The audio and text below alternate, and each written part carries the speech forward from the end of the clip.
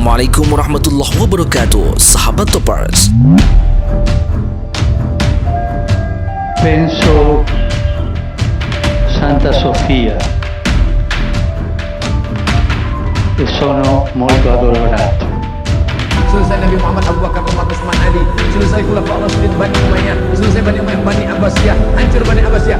Diakhiri dengan Turki Utsmani 1924. Hancur kekuasaan umat Islam menjadi negeri-negeri kecil, boneka-boneka yang dipermainkan oleh Amerika dan Eropa. Mengerti? Jangan bangga dengan masjid yang besar. Jangan bangga dengan masjid yang megah. Kurang megah apalagi masjid Hagia Sophia yang mereka robah menjadi museum.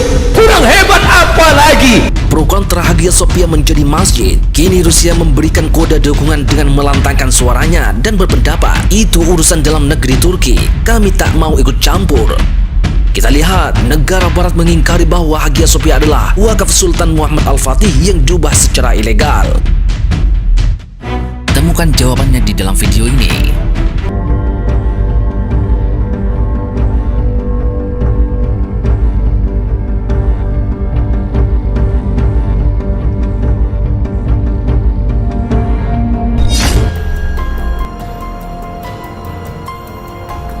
Seperti yang dilansir dari Glora.co, Rusia menghormati keputusan Turki untuk mengubah Hagia Sophia di Istanbul menjadi masjid lagi.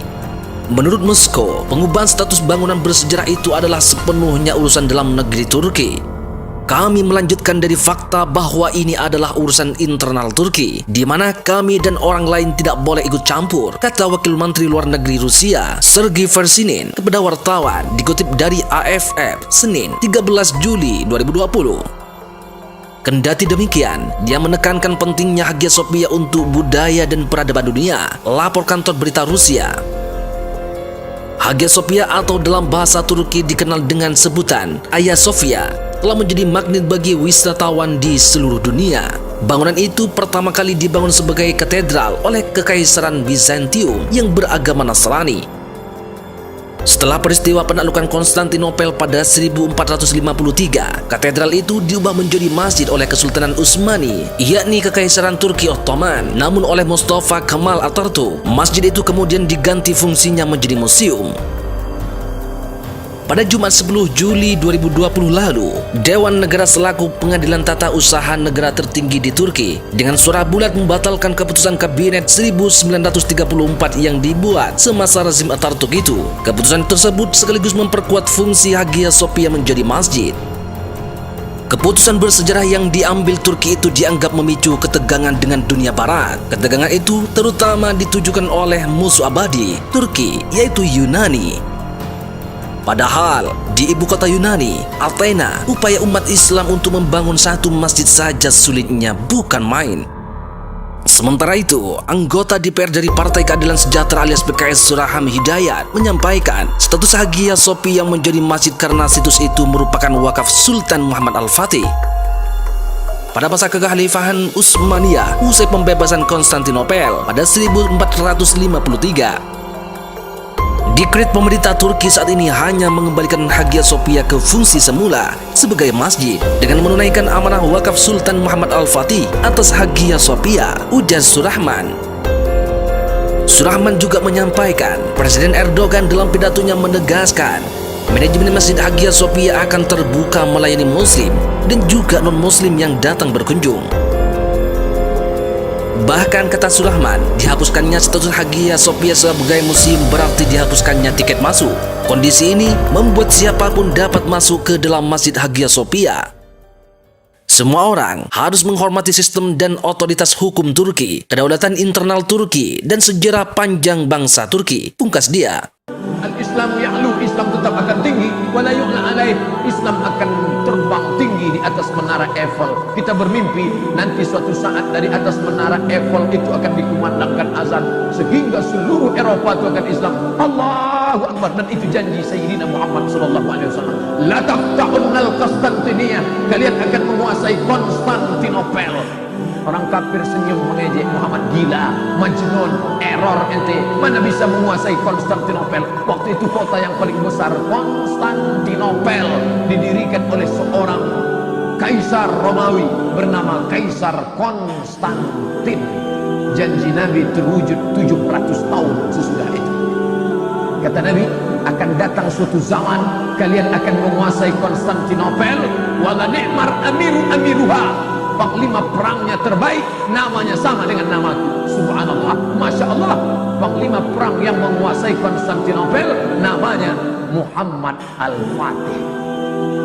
Makanya ada jamaah kita dikasihnya nama anaknya. Siapa nama anaknya? Muhammad Al-Fatih. Aku ingin dia mancung macam Muhammad Al-Fatih, rambutnya ikal, badannya tegap, meneriakkan Allahu Akbar. Begitu lahir hitam pesek pendek. Yang diikut itu bukan fisiknya, yang diikut itu mentalnya. Memang casingnya hitam pesek pendek kurus, tapi mentalnya, mental Muhammad Al-Fatih. Setiap sore ayah Muhammad Al-Fatih memandikan anaknya. Ketika dia mandikan di tepi sungai, apa kata dia? Nah, pandang menara Konstantinopel, ya, kau akan membebaskan kota itu menjadi kota Islam. Dimandikannya anaknya. Nah, pandang Konstantinopel, kau akan membebaskan kota itu menjadi kota Islam. Setelah Muhammad Al-Fatih remaja dewasa menjadi panglima perang, ingat dia cerita ayahnya, aku harus membebaskan kota itu. Akhirnya dikuasainya Konstantinopel, dirobaknya menjadi kota Istanbul. Bapak Ibu pergi nanti program Turki, umroh Turki ke Istanbul. Ujung-ujungnya Ustaz Somad ngajak umroh Bapak Ibu. Tak, saya tak ada program umroh. Ikutlah bersama ustaz yang lain ke sana nanti menengok bagaimana kota Konstantinopel direbut oleh umat Islam. Tapi ada satu prediksi Nabi. Nabi itu seorang futurolog, future, masa depan.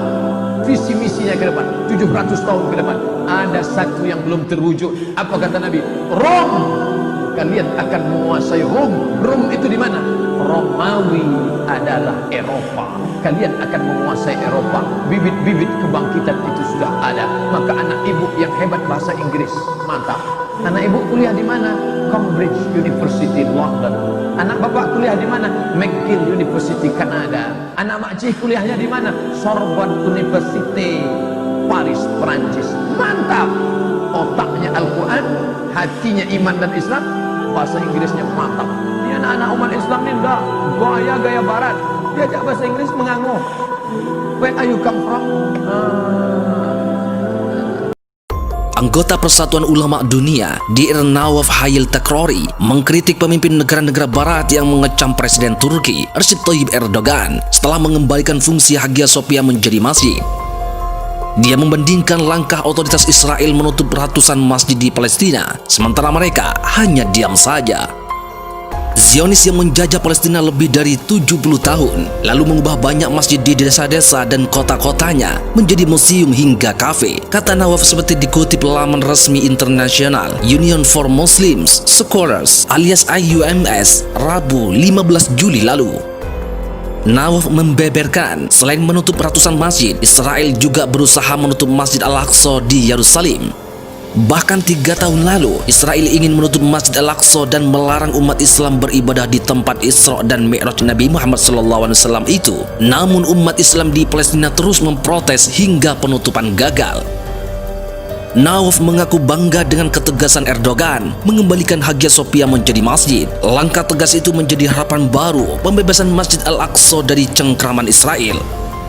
Semoga Allah memberi kemuliaan kepada Presiden Erdogan atas sikap terhormat itu.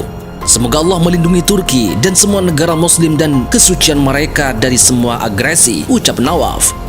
Sementara itu, Dewan Yudisial Muslim, kelompok muslim utama di Afrika Selatan, memuji keputusan pemerintah Presiden Turki, Recep Tayyip Erdogan, yang sudah mengubah Hagia Sophia kembali menjadi masjid. Kepala Dewan, Syekh Irfan Abraham, mengatakan kepada Andalus Agency pada Senin 13 Juli bahwa ia bangga Hagia Sophia akhirnya dibuka kembali untuk beribadah umat muslim. Setelah beberapa dekade difungsikan sebagai museum, berubahnya Hagia Sophia menjadi titik balik bersejarah. Ia pun memberikan dukungan dan ucapan selamat kepada Turki, khususnya Erdogan, atas keputusan tersebut. Muslim di Afrika Selatan sendiri merupakan minoritas, yaitu sekitar 2% dari 57 juta populasi. Dewan Yudisial Muslim merupakan kelompok muslim yang paling penting yang sudah didirikan sejak 1945. Pada Jumat 10 Juli, pengadilan Turki membatalkan dekret Kabinet 1934 yang telah mengubah Hagia Sophia menjadi museum. Setelah itu, pengubahan Hagia Sophia menjadi masjid ditandatangani oleh Erdogan, di mana mulai 24 Juli, bangunan bersejarah tersebut akan mulai digunakan untuk sholat. Thank you to everyone for watching this video. Jangan lupa like jika kalian suka dengan video ini, share kepada teman-teman kalian, dan subscribe jika kalian ingin melihat video selanjutnya dari channel ini.